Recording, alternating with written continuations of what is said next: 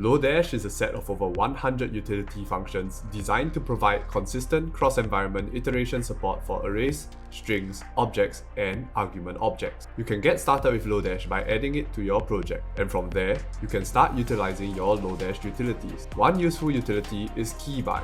If you have an array of people, but you want to index the array values by name, we can use keyBy to create an object, which has the people's names as keys.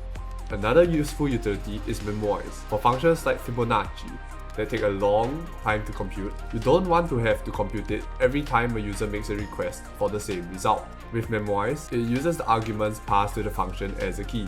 If the argument has been passed before, it will use the saved result. Otherwise, it will compute the value using the original function. Since the result is cached, it is returned to the user as quickly as possible. Another really useful utility is merge.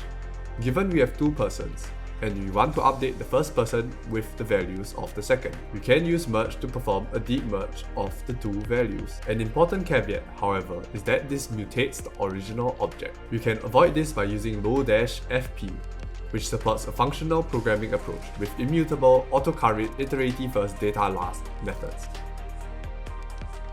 Immutable means that it does not change the initial variable. Autocurrent means that instead of separating arguments with commas, you can use small brackets instead.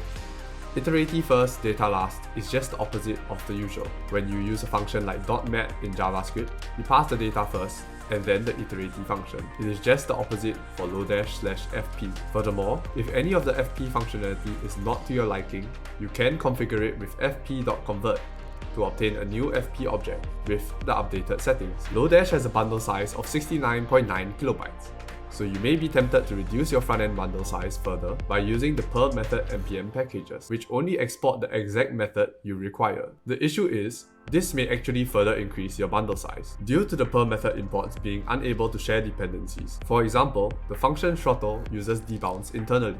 So, if you use the per method packages for throttle and debound, you will end up with a duplicate of the debounce code in your final bundle.